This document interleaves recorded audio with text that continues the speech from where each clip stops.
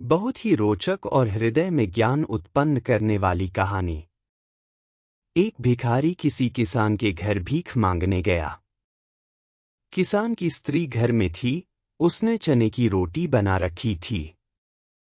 किसान जब घर आया, उसने अपने बच्चों का मुख चूमा, स्त्री ने उनके हाथ पैर धुलाए, उसके बाद वह रोटी खाने बैठ गया।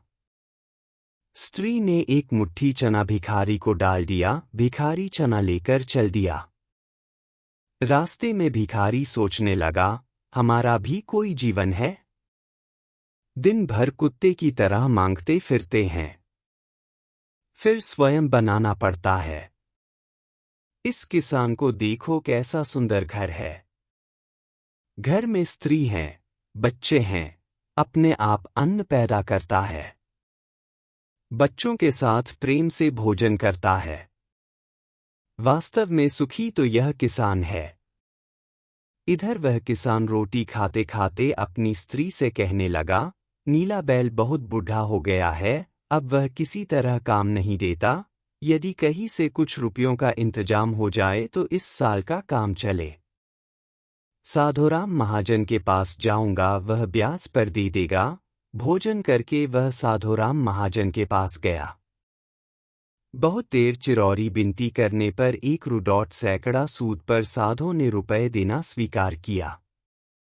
एक लोहे की तिजोरी में से साधुराम ने एक थैली निकाली और गिनकर रुपए किसान को दे दिए।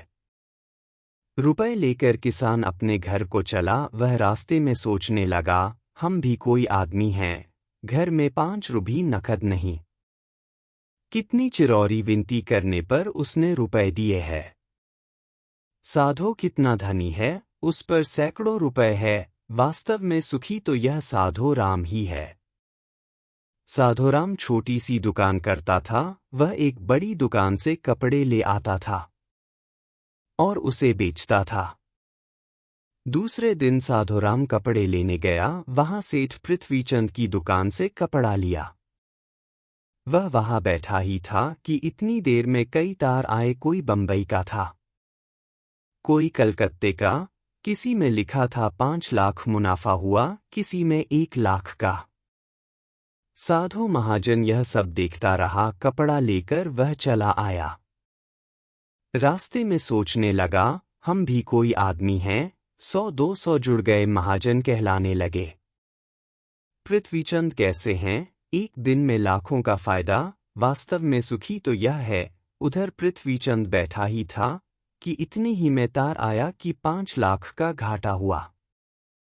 वह बड़ी चिंता में था कि नौकर ने कहा, आज लाट साहब की राय बहादुर सेठ के यहाँ दावत है, आपको जाना है। मोटर तैयार है।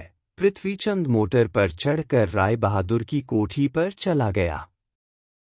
वहां सोने चांदी की कुर्सियां पड़ी थी।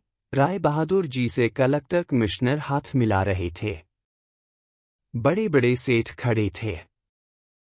वहां पृथ्वीचंद सेठ को कौन पूछता, वे भी एक कुर्सी पर जाकर बैठ गया। लाट साहब आए, राय बहादुर से हाथ मिलाया, उनके साथ चाय पी और चले गए। पृथ्वीचंद अपनी मोटर में लौट रहे थे। रास्ते में सोचते आते हैं, हम भी कोई सेठ है, 5 लाख के घाटे से ही घबरा गए। राय बहादुर का कैसा ठाठ है, लाट साहब उनसे हाथ मिलाते हैं।